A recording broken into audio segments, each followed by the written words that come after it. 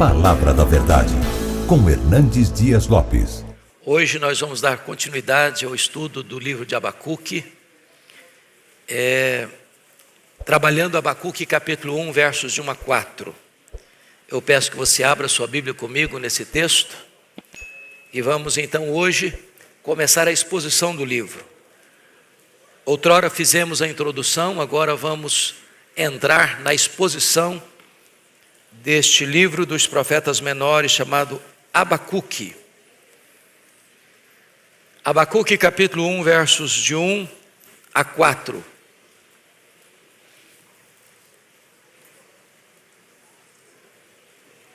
Abacuque fica perdido aí às vezes, no meio dos menores.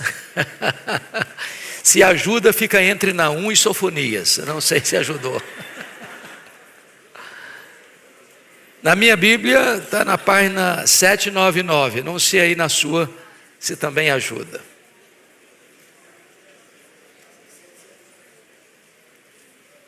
Abacuque capítulo 1, versos de 1 a 4.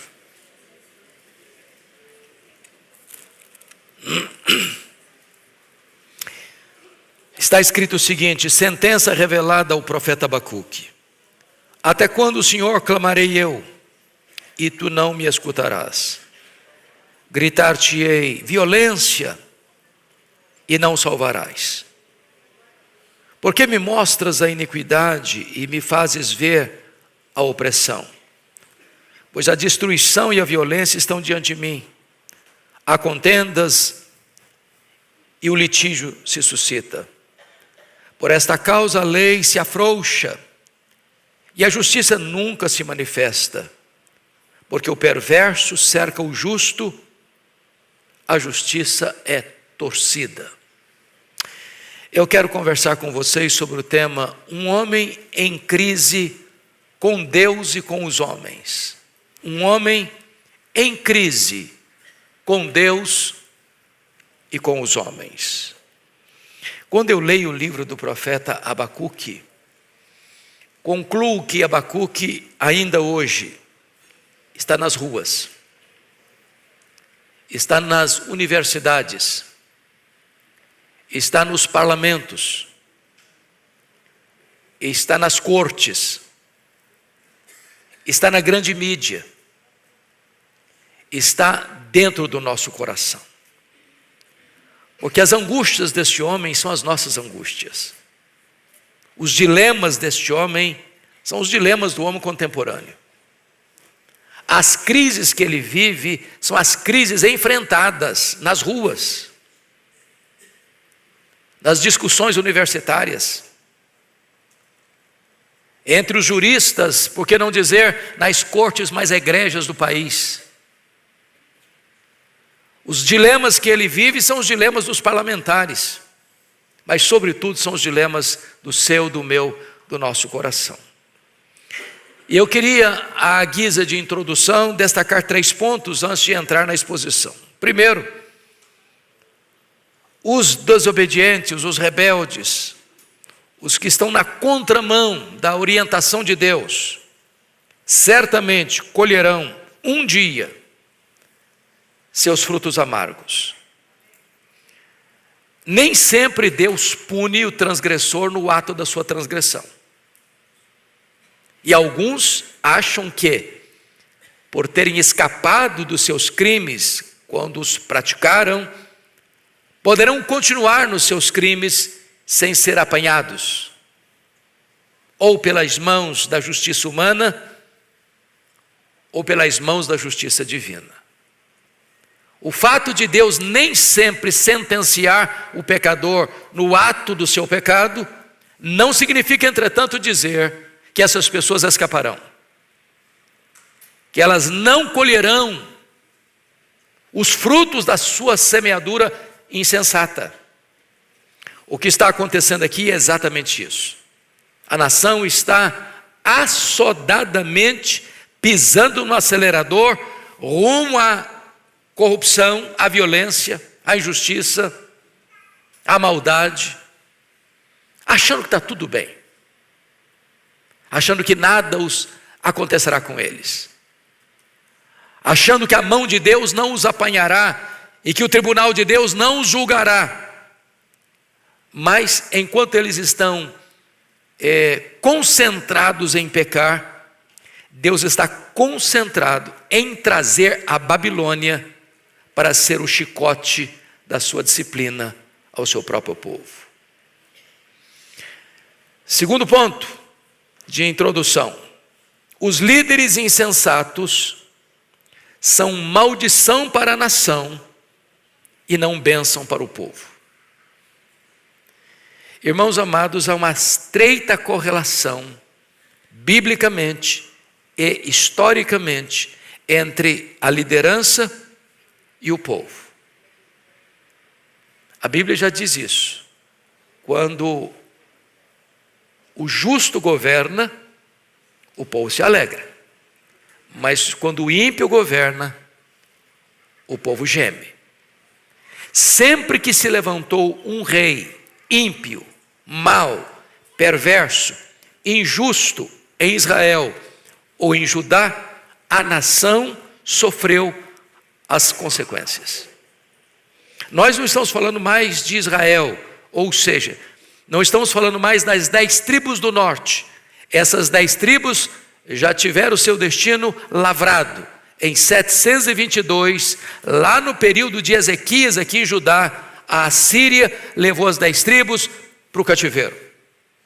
Nós estamos falando agora especificamente da nação de Judá, composta de 2 tribos, Benjamim e Judá. Estamos falando de Jerusalém e não de Samaria.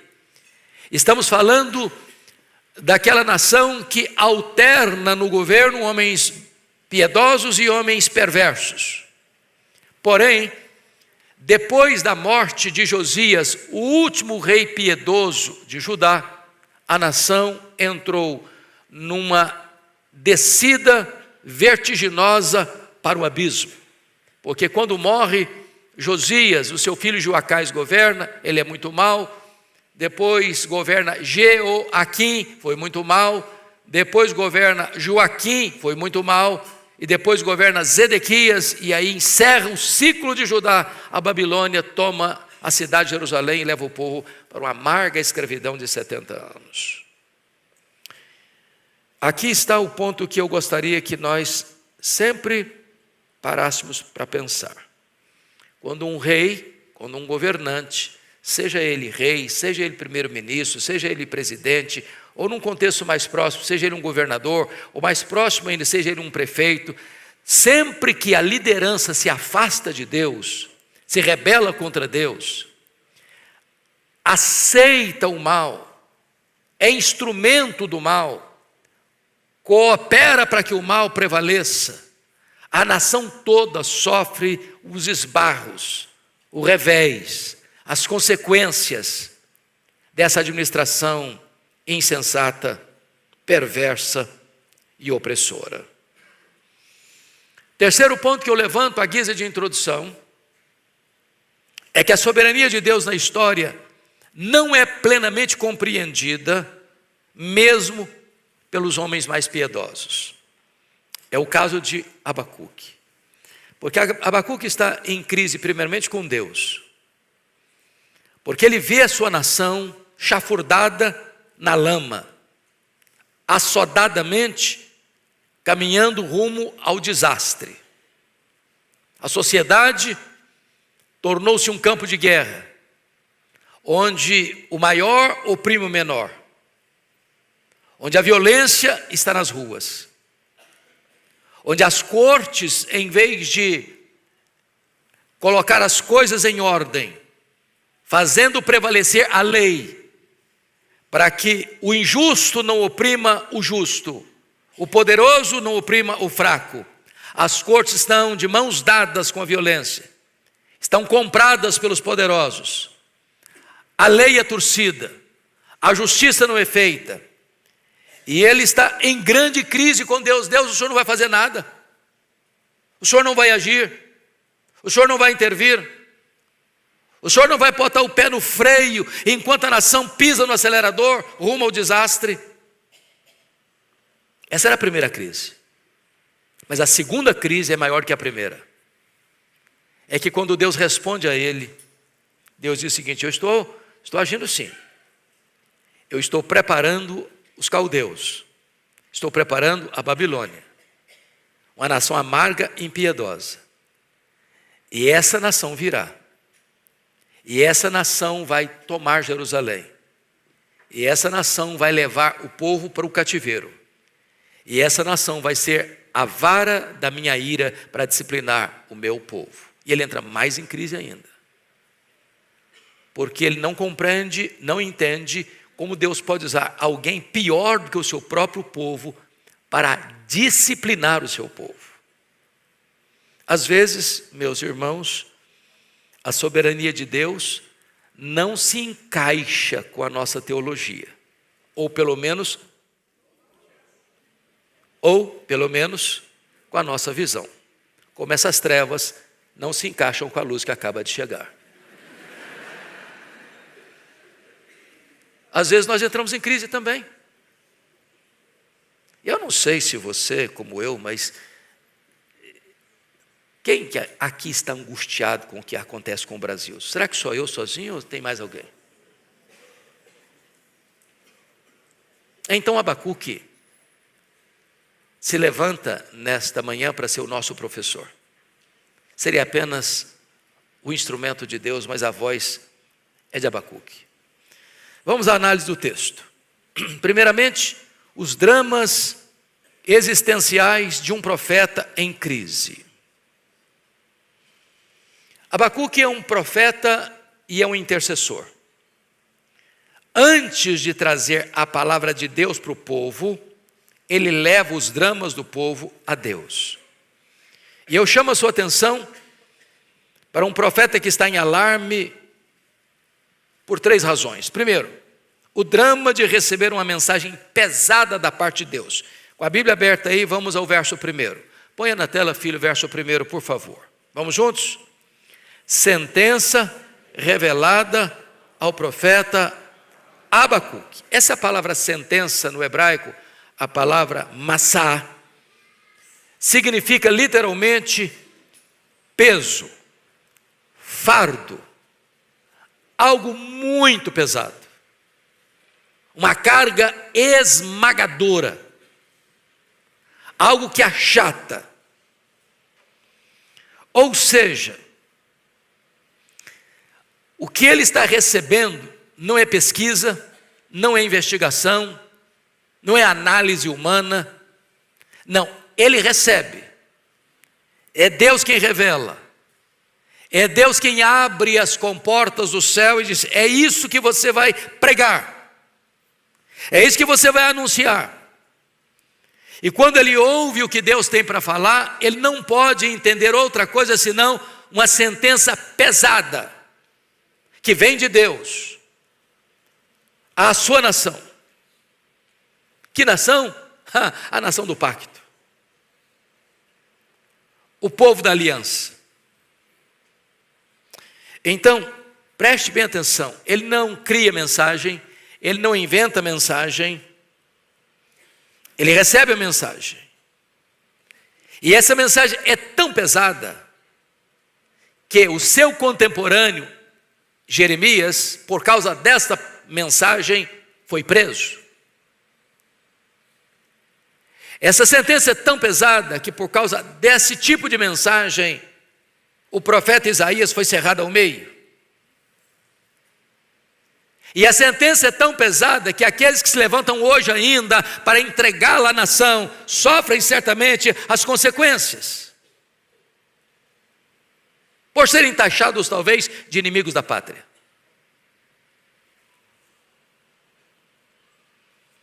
O segundo drama que ele vive é o drama de não ter suas orações respondidas por Deus.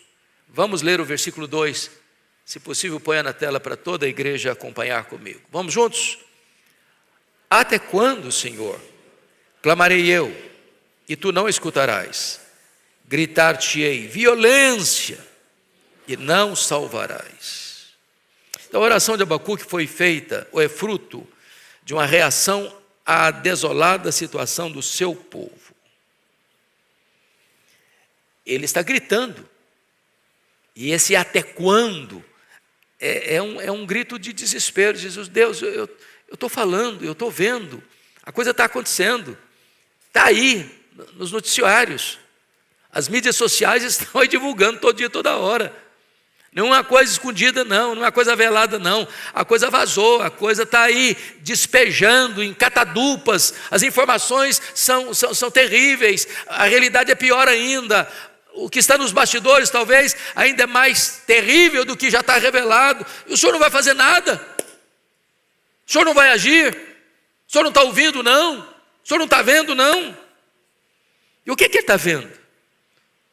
Primeiramente, os justos oprimidos. Olha o versículo 4 comigo. Por esta causa a lei se afrouxa, a justiça nunca se manifesta, o perverso cerca o justo, a justiça é torcida. O que ele está vendo? Ele está vendo um povo assodado no pecado. Versículo 3, mostras a iniquidade, me fazes ver a opressão.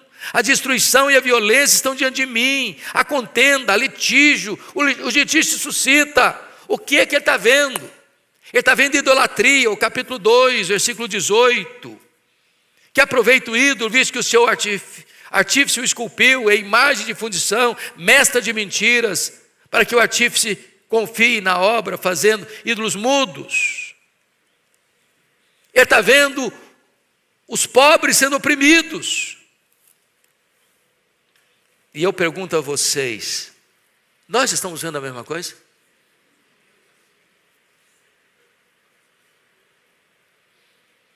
Isso nos aflige? Porque há um grande risco, irmãos, eu não sei se vocês concordam, mas quando a situação é ruim, todo dia tem mais uma informação ruim, aí você acha que vai melhorar, outra informação ruim. Aí quando você pensa que vai dar uma melhorada, outra informação ruim. Chega um momento que é igual a história do sapo na chaleira de água quente. Vocês conhecem essa história? Você joga um sapo dentro de uma chaleira de água, está confortável. Aí você acende o fogo, vai esquentando um pouquinho mais, esquenta um pouquinho mais, daqui a pouquinho ele é cozido lá sem pular da chaleira. Chega uma hora que as informações não nos chocam mais. Chega uma hora em que a situação não mexe mais com a gente. Chega uma hora que você desliga o botão da sensibilidade humana e diz, você quer saber da coisa? Eu vou pensar só em mim. Pelo menos eu estou indo bem, eu estou sobrevivendo, que os outros se danem. Estou nem aí.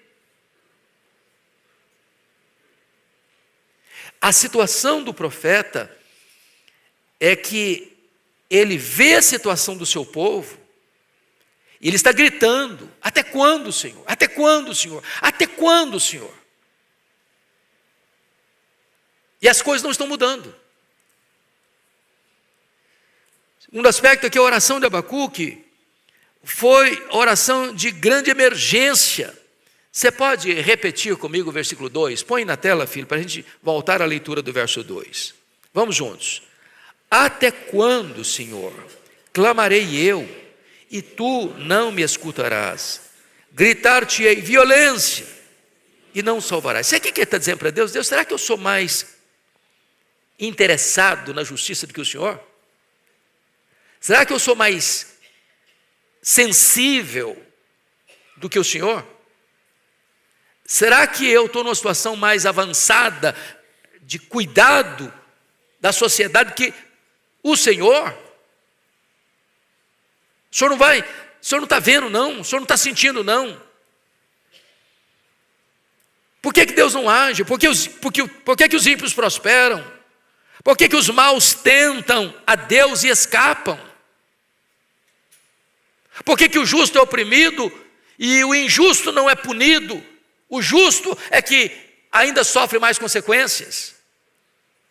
Esse homem está em crise com Deus.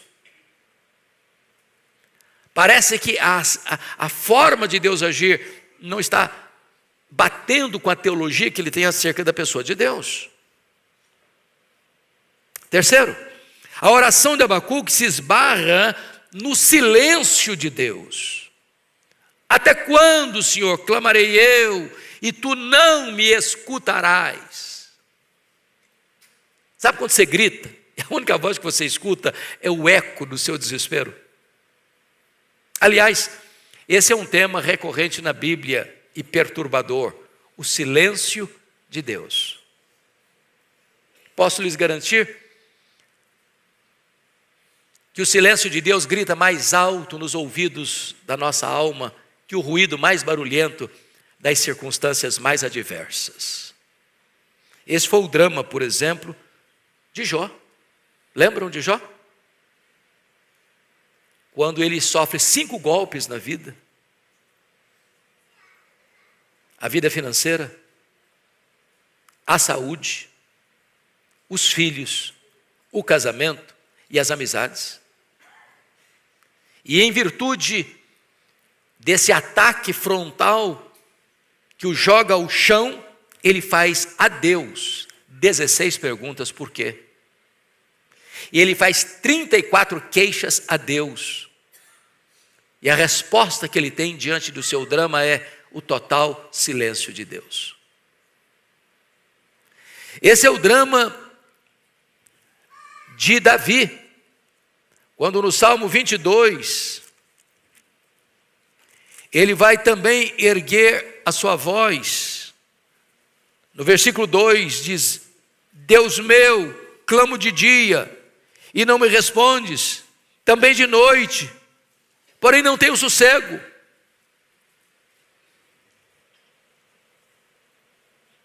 Este é o drama da mulher Sírio-Fenícia, que vai clamando atrás de Jesus: Filho de Davi, tem misericórdia de mim. E os discípulos tentam mandar essa mulher calar, ou mandam Jesus despedir a mulher, e ela continua clamando. O que é que você faz quando você ora e a resposta não chega? Você está doente e ora e a doença agrava. Você ora pela conversão do marido, da mulher, dos filhos, dos pais, e a pessoa fica mais endurecida ainda. Você ora pelo Brasil, e aí tem uma nesga de esperança, no outro dia joga um jato d'água fria na chamazinha que estava levantando, e você entra em pânico outra vez. Até quando, Senhor? Até quando?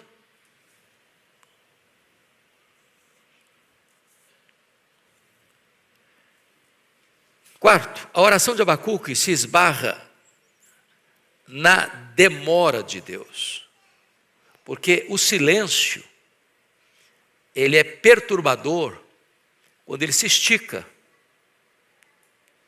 E você espera uma resposta e ela não vem. E você bota uma data para a coisa acontecer e não acontece. A demora.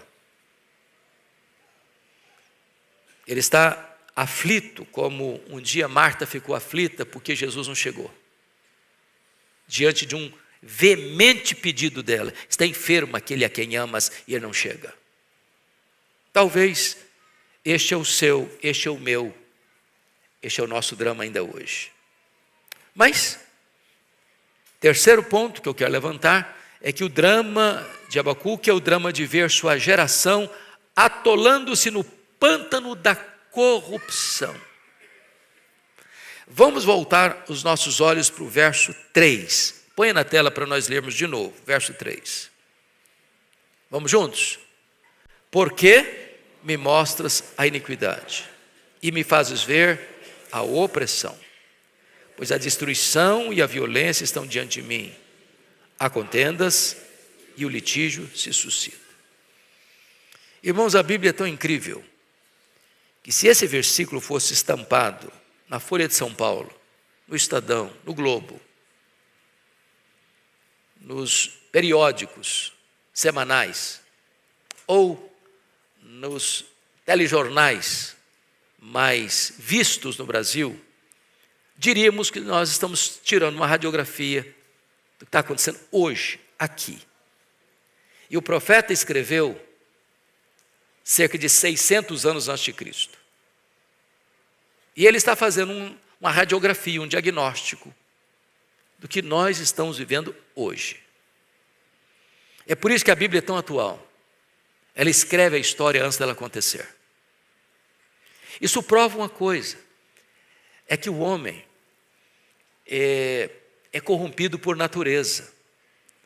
Os estudiosos, os pensadores, os filósofos, acham que o problema da humanidade é falta de instrução, é falta de conhecimento.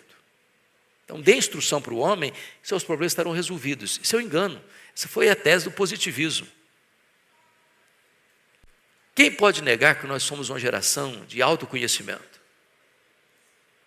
Temos boas universidades, temos gente culta.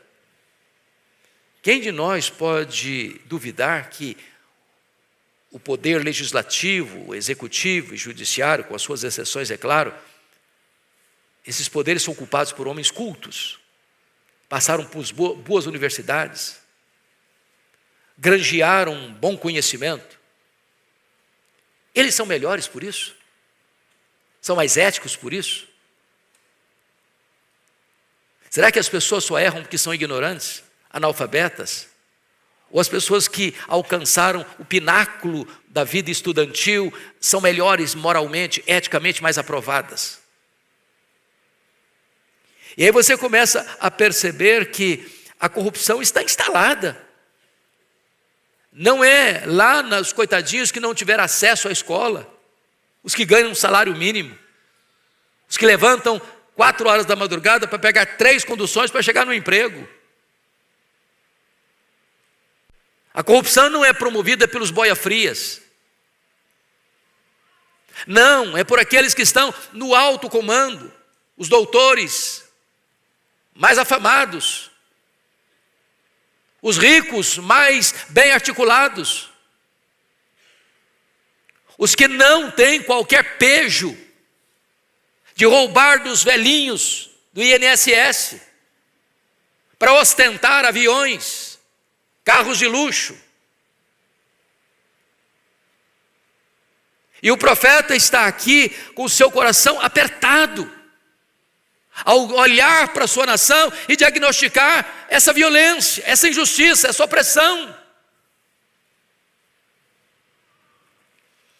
Então, quero levar vocês ao segundo e último ponto desta mensagem, que é a radiografia de uma sociedade decadente, ainda dentro desses 4 versículos que lemos. Em primeiro lugar, uma sociedade decadente, ela é saturada de violência. Olha o verso 2 comigo de novo. Vamos ler juntos? Até quando, Senhor, clamarei eu e não me escutarás? Gritar-te-ei violência e não salvarás. Deixa eu fazer uma pergunta óbvia, do óbvio ululante. Tem violência na sociedade brasileira?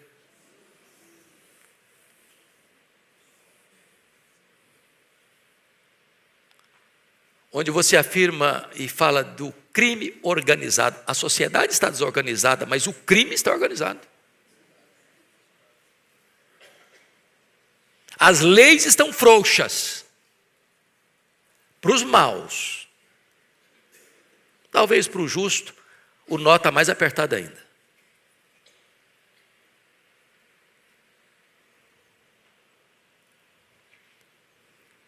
A sociedade está saturada de violência, não é só lá não, há 2.600 anos não. A sociedade está saturada de violência, é hoje, é aqui.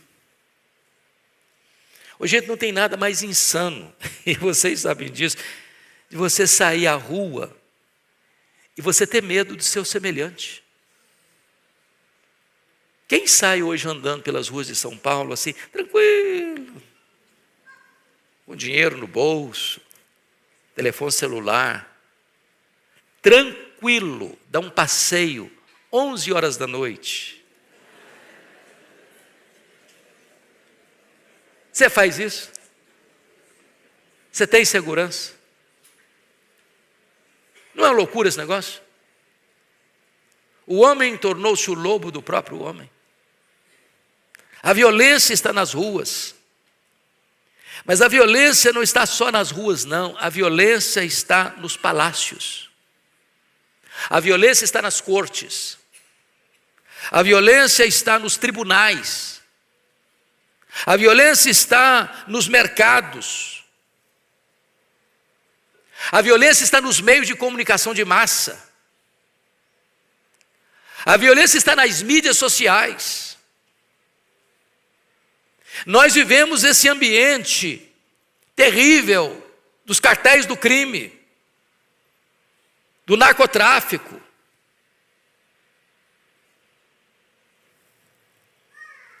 Onde os institutos de violência enfiaram os seus tentáculos em todos os setores da sociedade.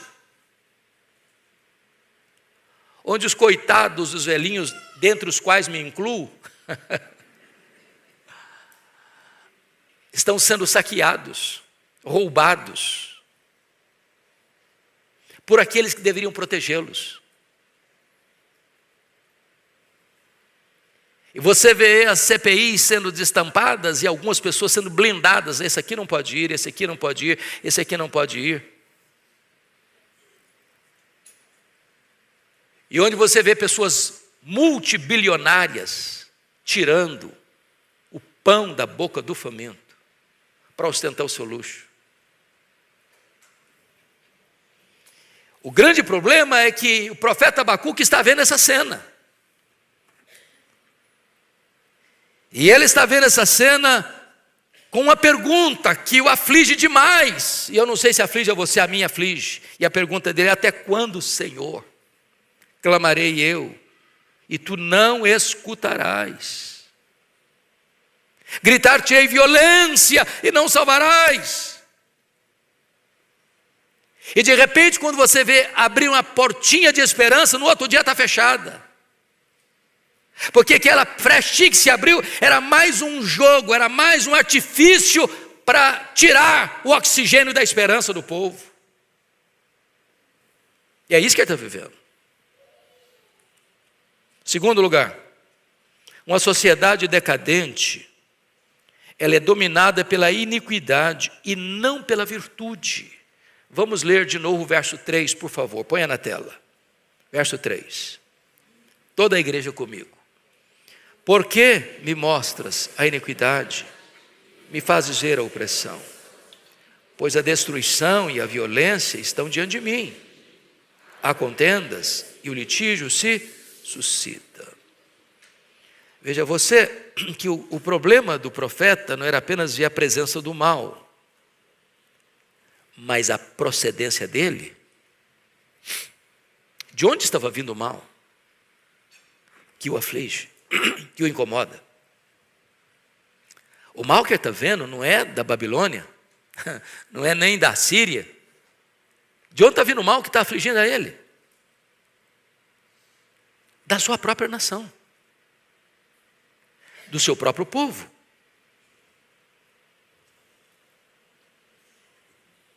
Vinha do povo de Deus. O mal vinha de dentro e não de fora. Talvez aqui, irmãos, nós precisamos tomar um choque ético. Porque ao mesmo tempo que às vezes se condena o erro de fora, se faz complacência com o erro de dentro. Às vezes a gente fica chocado com os roubos bilionários, mas na hora de fazer justiça com centavos, com troco de padaria, você deixa passar. E às vezes você até pratica.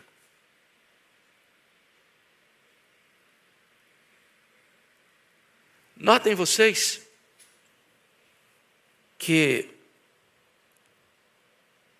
Jerusalém não está caindo nas mãos da Babilônia, porque a Babilônia é tão poderosa e Jerusalém é tão pequena. Quando você lê o profeta Daniel, capítulo 1, verso 1 e 2, não é o poder da Babilônia que é a causa da queda de Jerusalém. é Deus quem entrega Jerusalém à Babilônia. Os vasos do templo não foram saqueados pela Babilônia porque a Babilônia é tão poderosa. Deus está disciplinando o seu povo, entregando os vasos do templo à Babilônia. Ou seja, Deus nem sempre acerta as contas com o pecador no ato do seu pecado, mas de Deus não se zomba, porque aquilo que o homem semear, isso ele ceifará.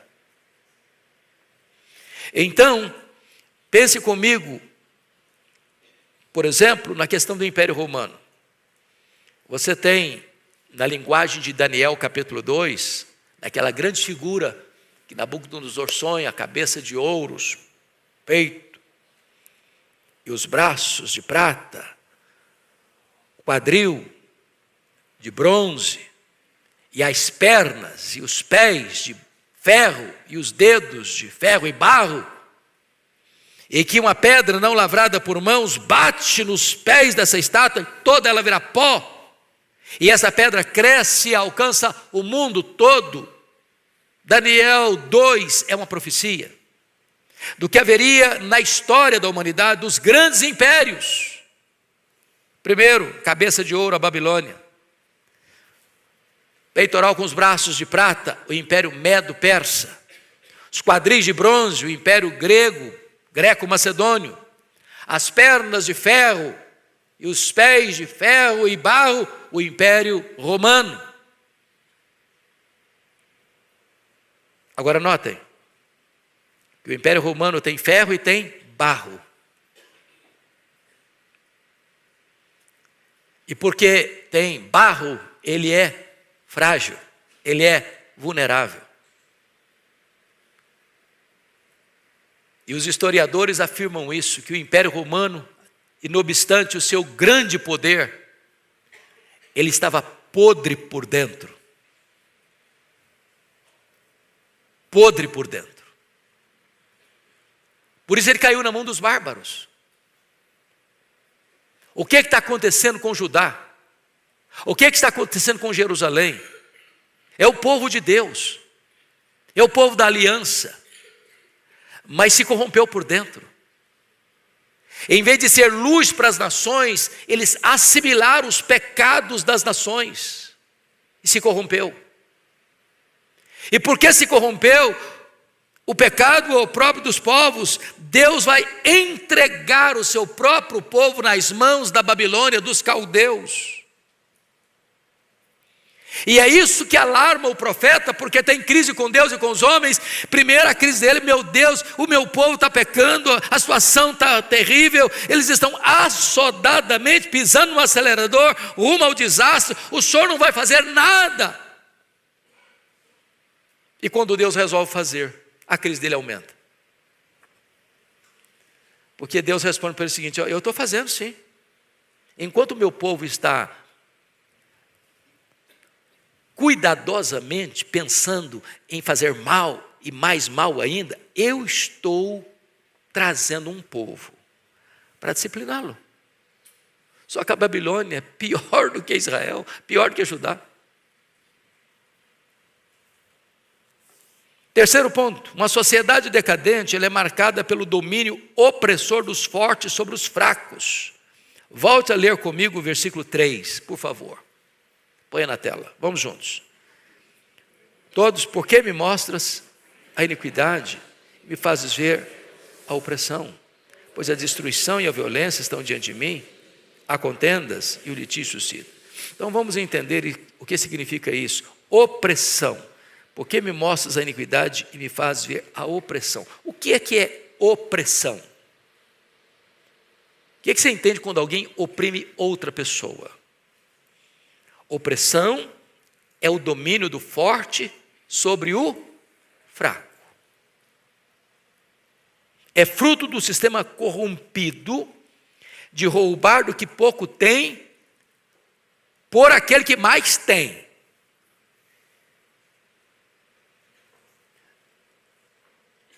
Qualquer semelhança com o roubo do INSS é mera coincidência.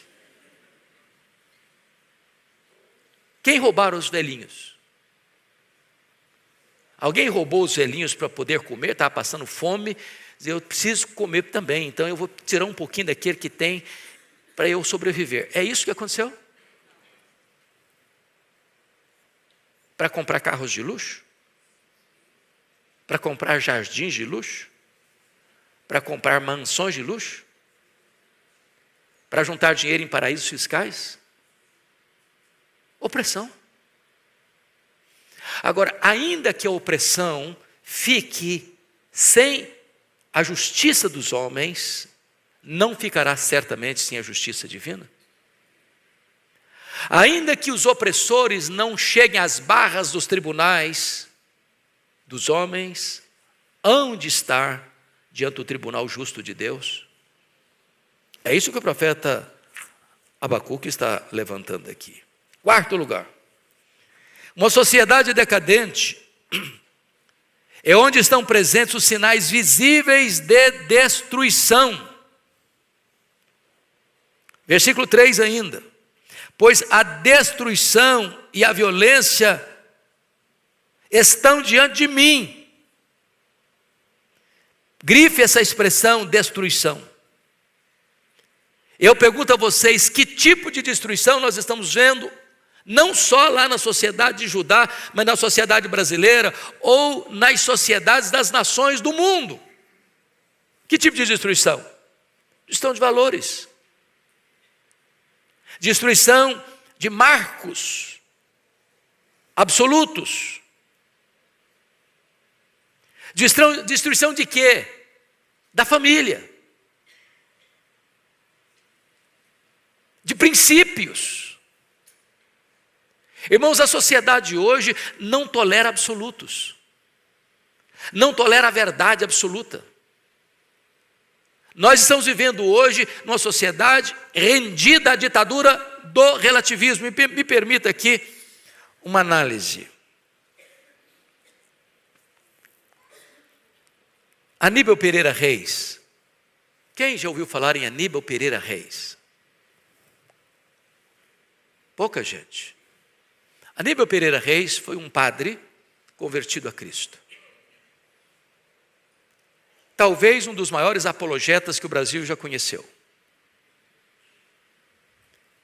E este homem afirma uma coisa para mim interessantíssima. Nós ficamos muito chocados com as consequências do pecado, mas não ficamos chocados com as causas. Por exemplo, ficamos chocados hoje com milhões de bebês que morrem no ventre da mãe, ou melhor, que são assassinados no ventre da mãe. Mas não ficamos chocados com a ideologia que está por trás disso.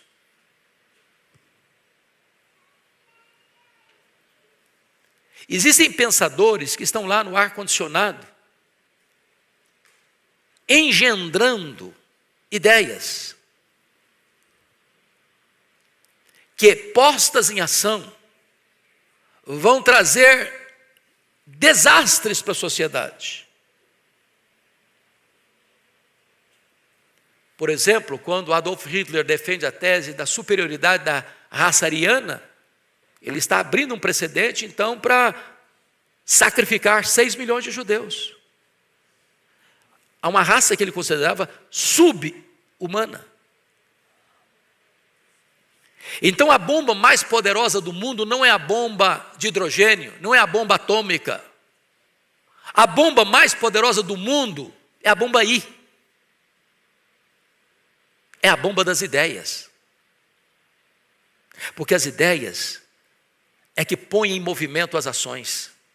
E as ações mais malignas, tantas vezes. Uma sociedade decadente é onde estão presentes os sinais visíveis de destruição. E às vezes a destruição não é apenas o ato de tirar a vida, ou de oprimir, ou de roubar, é quem está concebendo essas ideias. São os articuladores, que estão vestidos de terno Armani e gravata de seda. que são aplaudidos como heróis, que pondo em movimento as suas ideias, levam à destruição lá na ponta, lá na ponta. É por isso que nós temos que nos acautelar com as ideologias. Porque elas desembocam em ações, às vezes, perversas. Quinto ponto. Uma sociedade decadente é marcada por relacionamentos quebrados. Versículo 3, está escrito assim: pois a destruição e a violência estão diante de mim, e há contendas. O que é contenda? Confusão, briga. É uma sociedade não pacificada. É uma sociedade que vive com a corda esticada. É uma sociedade onde você olha o outro como lobo. O homem é o lobo do próprio homem. Onde você anda pelas ruas de São Paulo, nas outras cidades do Brasil e do mundo, e você fica olhando para trás, olha para trás, do lado, você está desconfiado. Você tem medo. Onde você sai de uma agência bancária, onde você vai pagar um boleto e sai com medo.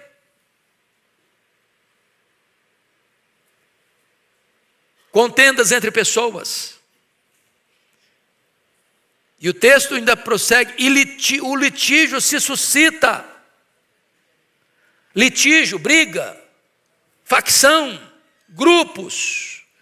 Essa é a sociedade de Judá. E Judá, sabe quem é? É o povo de Deus. Numa linguagem nossa, a igreja. É terrível, meus irmãos, quando aqueles que deveriam ser luz para as nações copiam o mundo, imitam o mundo e são condenados com o mundo. Essa era a situação que Abacuque vivia naquele tempo. Sexto ponto. Uma sociedade decadente é onde a impunidade prevalece. Verso 4, parte A. Por esta causa a lei se afrouxa. Como assim a lei se afrouxa? A lei é lei. A lei não tem contornos. A lei não pode ser dura com um e complacente com o outro. A lei não pode ter dois pesos e duas medidas. É por isso que você vai ver lá em Brasília, em frente ao Supremo Tribunal Federal, um emblema da justiça. E qual é? É uma mulher. Como assim? Vendada. Com o que nas mãos? Uma balança. E o que significa aquela mulher vendada com a balança nas mãos? O que é que ele quer passar? Que lição que ele quer transmitir? É que a justiça não julga pela capa do processo, mas pelos autos do processo. Ah, é fulano, pesa a mão. Ah, é o Betano, não, aí se alivia. Não, justiça, a lei é lei. A lei não pode afrouxar para um e apertar para outro. Por que a balança? Porque tem que existir justiça. Não pode criminalizar tudo desse e inocentar tudo daquele. A justiça tem que cumprir a lei e não torcer a lei, não afrouxar a lei. Agora, que lei é essa aqui? De que lei ele está falando? Claro que ele não está falando da Torá, da lei de Deus. A lei de Deus não afrouxa não. Eita, Deus não se corrompe não. Não tem propina no tribunal de Deus não. Não se suborna o reto juiz não. A lei de Deus é clara, a alma que pecar, essa morrerá. Deus não inocentará o culpado. Essa é a lei da Torá. Mas a lei dos homens, às vezes é frouxa demais com uns e aperta o nó demais para outros. Porque depende do nome que está na capa do processo. Vocês não acham que Abacuque está nas ruas? Que ele deveria fazer uma visitinha nos nossos parlamentos, nas nossas cortes, nas decisões?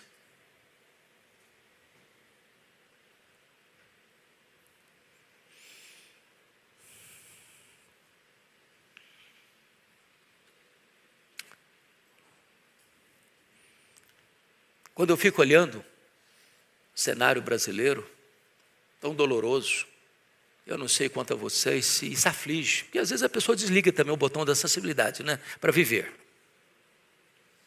De vez em quando eu estou lá em casa, e eu me pego olhando as notícias, a minha esposa chega e me dá uma bronca. Eu falei, para de ver isso.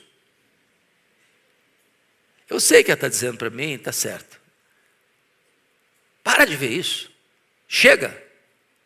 Às vezes a bronca é desse jeito mesmo. Só acontece lá em casa, os maridos aqui nunca enfrentam isso, com certeza.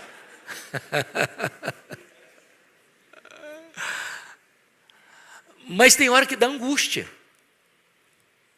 Você pega, por exemplo, a questão lá, que circulou o Brasil aí em tempos idos, Lava Jato. Pessoas vieram a público, não, eu roubei mesmo. E foram milhões, e milhões, e devolveram. Devolveram. Está quase todo mundo hoje sem nenhum problema mais.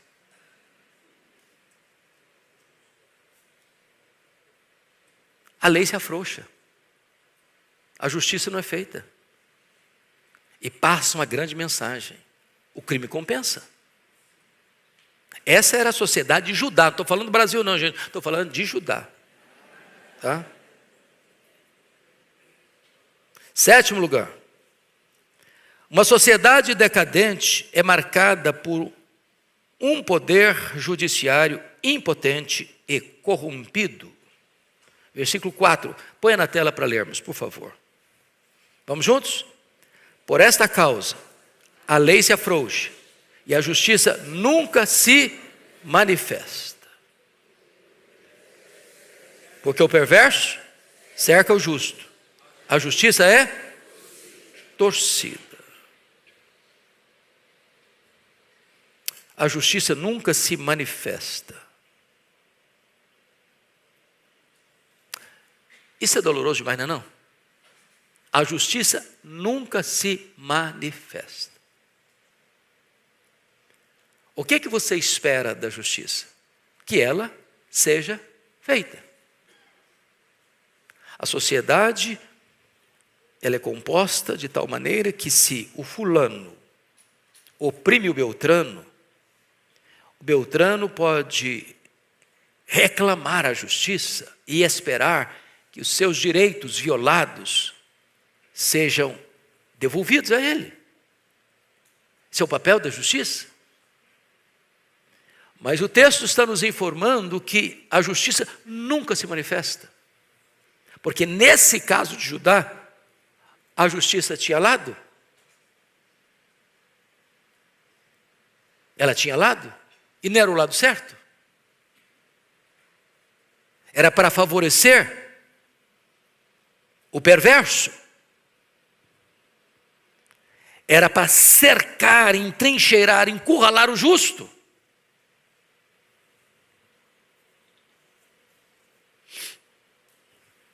Oitavo lugar. Uma sociedade decadente é onde se vê uma inversão total de valores. Versículo 4 diz assim: porque o perverso cerca o justo. Você já pensou nisso? O perverso cerca o justo está encurralado, não havia a quem recorrer. Se ele pleiteasse sua causa diante dos juízes e tribunais de Jerusalém, a causa dele não era julgada com justiça, a lei era desprezada, o processo era fraudulento, movido por juízes comprados a dinheiro pelos poderosos.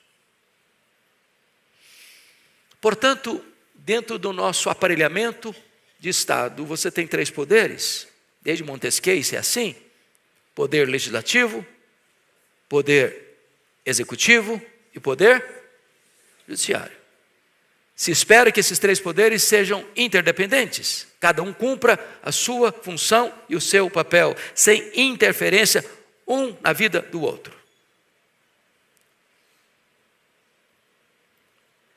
Agora, o poder que precisa ser o grande moderador, para que não haja excessos daqui, nem excessos de lá, é o poder judiciário.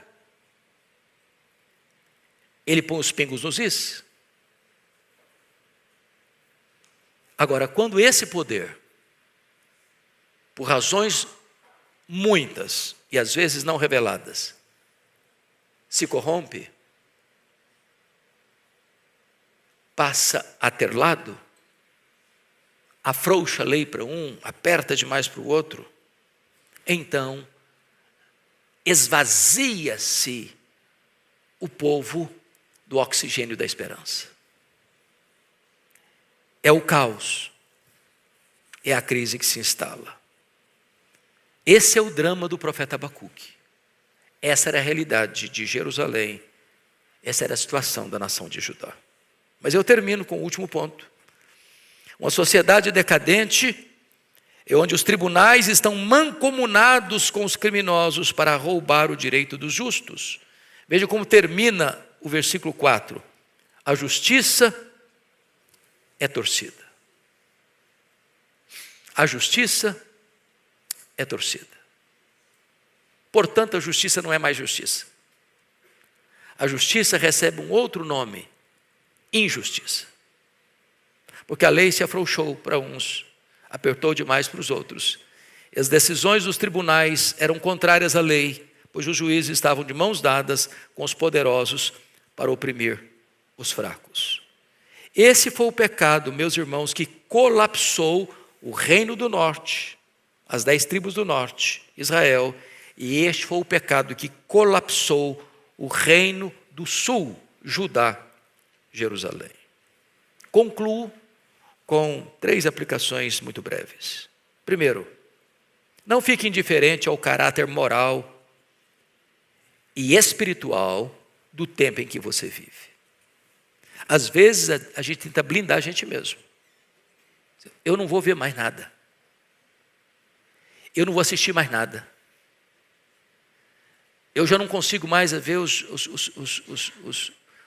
jornais televisivos. Eu já não consigo mais ver, então, as mídias sociais. Eu não quero ver mais nada, porque eu não quero mais sofrer. Eu vou me isolar, eu vou virar um avestruz que vou enfiar a cabeça na areia. Vou achar que está tudo bem. Às vezes a gente é tentado a fazer isso. Mas cuidado para você não ficar insensível, impassivo, diante daquilo que está ocorrendo diante dos seus olhos na sociedade onde você está estabelecido. Esse é o primeiro alerta de Deus. Segundo alerta: leve os problemas da sua nação a Deus em oração. Foi o que Abacuque fez. Ele é um profeta de Deus, ele é um patriota. Ele ama a sua nação. Ele está incomodado com os pecados da sua nação. E ele não é um ativista político. Ele nem é um ativista social. Ele não anda com cartazes na rua, abaixa a Babilônia. Não. Ele é um intercessor. Ele é um profeta. Ele é um homem de Deus. Ele sabe que há momentos em que a nação está tão corrompida que ela não tem a solução para ela mesma. Precisa buscar do alto. Precisa buscar de Deus. E é isso que esse profeta faz. Ele coloca a sua nação diante de Deus em oração. Terceiro e último ponto da minha aplicação: nunca perca a confiança. Nunca perca a confiança que Deus está do lado da justiça, mesmo quando a iniquidade parece prevalecer. Tem hora que o silêncio de Deus e a demora de Deus não significa que ele já desligou, já perdeu o interesse, que ele nunca mais vai agir. Deus sempre estará do lado da justiça. E mais, Entenda que Deus ouve suas orações, mesmo quando Ele demora em respondê-las, ou até parece que está indeferindo-as. Creia que Deus responde a sua oração. O povo de Deus é um povo intercessor. E o povo de Deus nunca perde a esperança. Porque quando os recursos humanos acabam, os de Deus estão ainda total e plenamente disponíveis. Que Deus renove a nossa esperança nesta manhã. Há esperança para nós. E ela não está nos homens. Ela está em Deus. Vamos ficar em pé e vamos orar.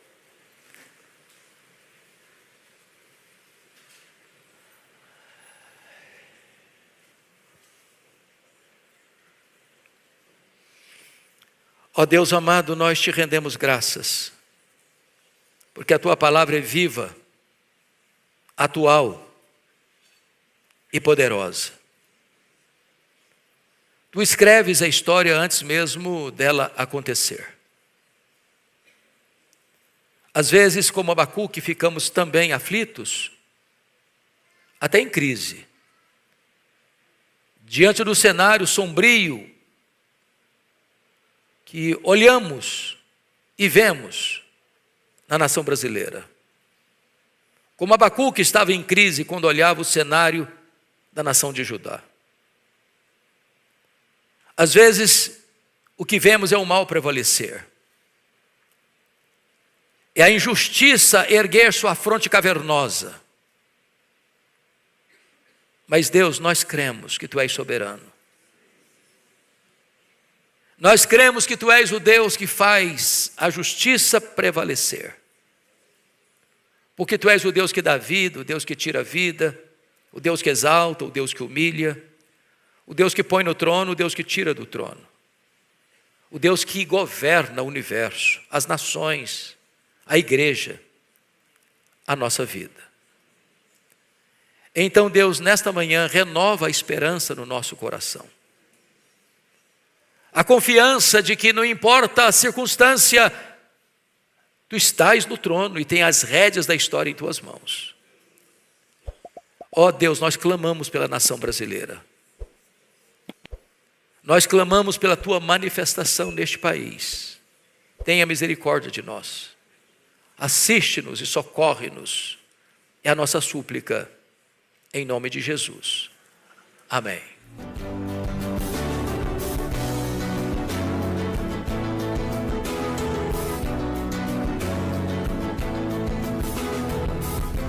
Palavra da Verdade, com Hernandes Dias Lopes.